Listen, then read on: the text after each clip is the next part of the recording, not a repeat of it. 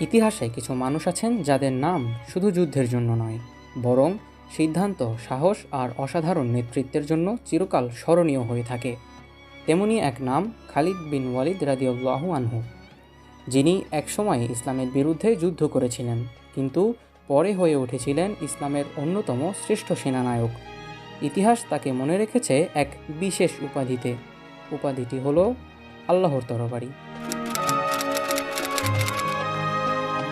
খালিদ বিন ওয়ালিদ রাদিয়াল্লাহু আনহু ছিলেন কুরাইশদের প্রভাবশালী বনু মাখজুম গোত্রের মানুষ।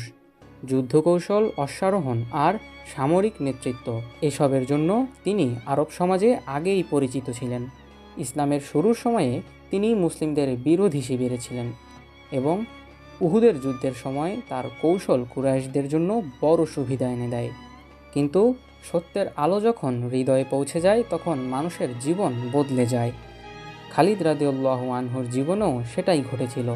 তিনি ইসলাম গ্রহণ করেন এবং এরপর তার প্রতিভা, তার শক্তি, তার সাহস সব কিছু নিয়োজিত হয় আল্লাহর দ্বীনের খেদমতে।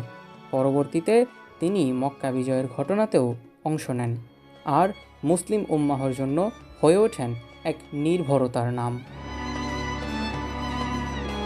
এই রূপান্তরই তার জীবনের সবচেয়ে বড় শিক্ষা।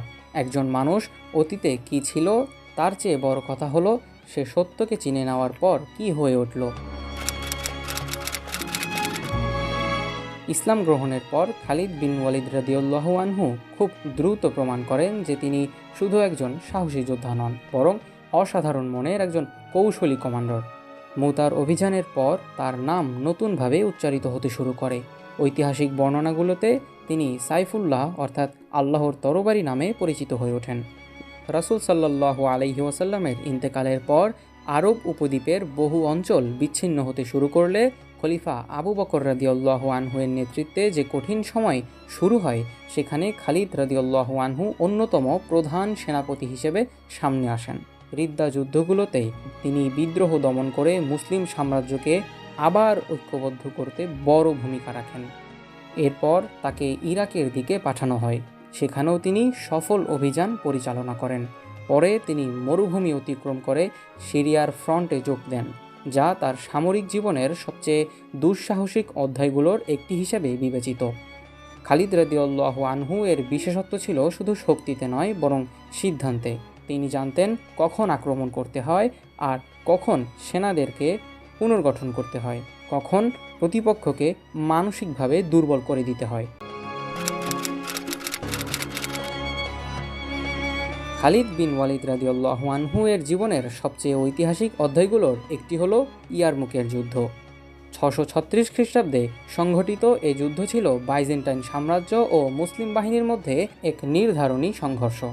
ব্রিটানিকার ভাষায় এটি ছিল খালিদ রাদিয়াল্লাহু আনহুর সর্বশ্রেষ্ঠ বিজয় এবং এই যুদ্ধ সিরিয়ার বাইজেন্টাইন শাসনের অবসান ঘটাতে বড় ভূমিকা রাখে।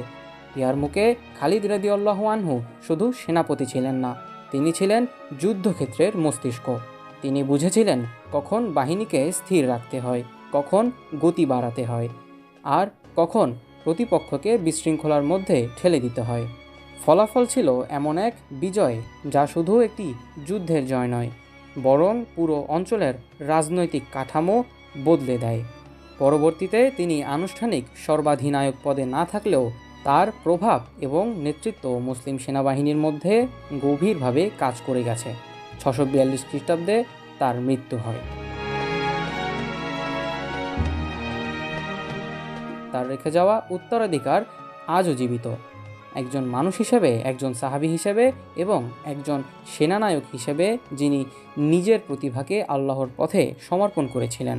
খালিদ রাদিয়াল্লাহু আনহু এর গল্প আমাদের শেখায় সাহস শুধু যুদ্ধক্ষেত্রে নয়, সত্যকে গ্রহণ করাতেও কাজে লাগে।